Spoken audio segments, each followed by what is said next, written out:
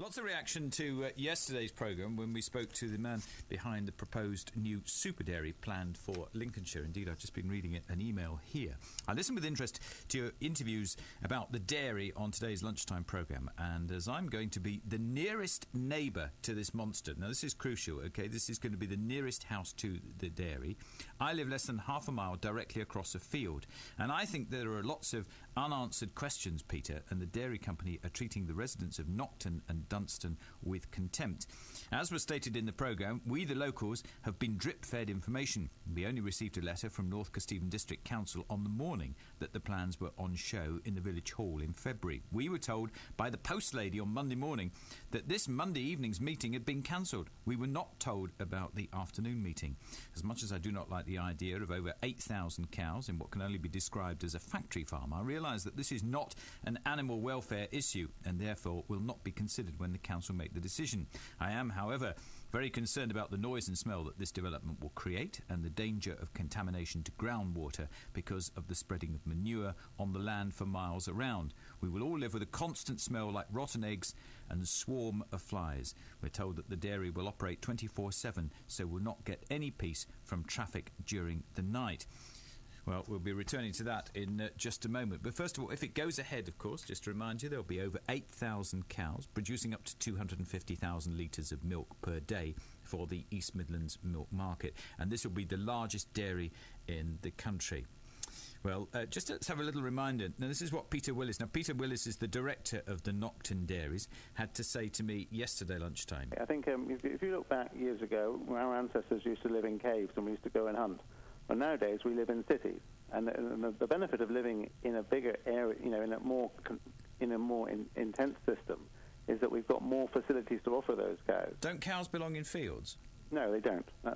They don't belong in fields? The cows do not belong in fields, no. Oh, right, sorry, I got that wrong. No, absolutely, you have got it wrong. Because dairy cows throughout the UK spend at least 5 to 6 months of the year in buildings, because during the winter months it's too wet to go out on the field, and there's no crops growing in the fields during those winter months. So on the average dairy herd in the UK, cows are in for at least 5 or 6 months of the year. By bringing our cows in for more of the year, we can actually invest in a system that's actually far better for the cows. And we are having that debate on a national level, and we've done some quite clear video footage of how we're going to run these cows and how we're going to look after them, and the benefits that we're putting in for them. Some people, from a text that I had on at the start of the week, isn't this just producing an awful lot of cheap milk to satisfy the supermarket chains so that everybody gets maximum profit, and the last person that's considered is the cow? No. The most. But that's what people are thinking, isn't it? People are thinking that, but I think there is a real breakdown of communication between British dairy farming and the operations that British dairy farmers are having and the general public.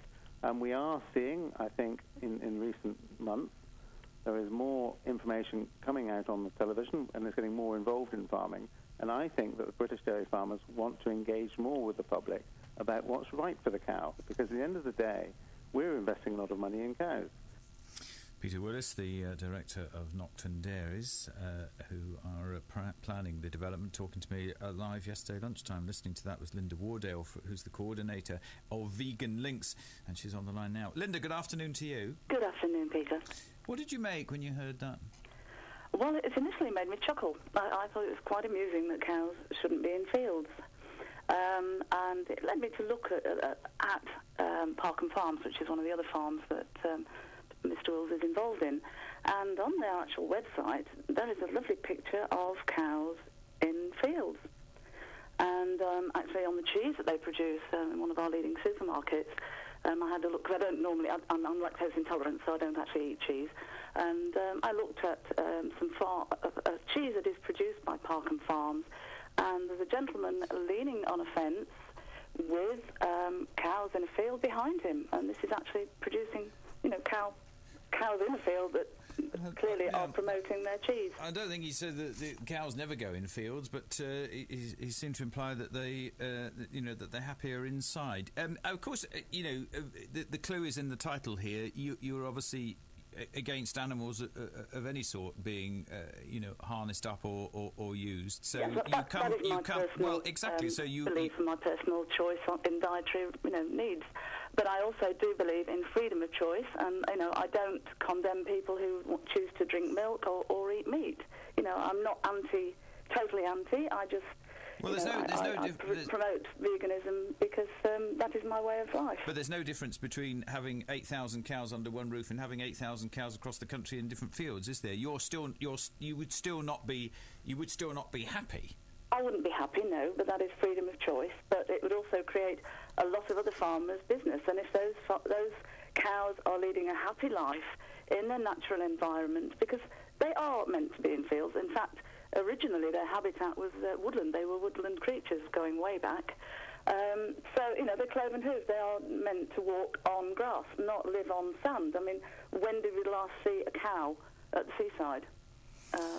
And they're proposing to keep the cows on sand all the time. He says that he's investing a lot of money in cows. He's going to make sure they're looked after. You heard yesterday what he said to me. I think I did indeed, yes. From memory, a 5-star, the equivalent of a 5-star. Well, that's far better than being in some tatty field on the edge of nowhere, isn't it? I don't know. Has anyone actually asked a cow what their opinion is? Well, he said if you did ask a cow, they'd prefer to be in the 5-star hotel. And he probably knows more about cows, given that it's his business, than you do with respect to who wouldn't eat them. Well, no disrespect to I do. I'm entitled to an opinion. No, of course not. And I do think that this is not a way forward. In fact, I did speak to a farmer some months ago when I first set up the group, and he believed that the way forward was proper old-fashioned animal husbandry. But we've tried the old-fashioned way at the moment, and the farms are dying out. So if we want to keep milk production in this country, this might be the answer. It's worked very well in Europe, hasn't it? Yes, but what about the quality of milk? That cows aren't allowed to be exposed to sunshine. We know in humans, lacking vitamin D in our bodies, it causes damage to our systems. And that, to me, must pose some sort of question about the quality of milk which is actually being produced by potentially 8,000 cows kept in these conditions. I just read that long email from the person whose name I'm not giving out, who's going to be actually living closest to the new dairy, just less than half a mile away.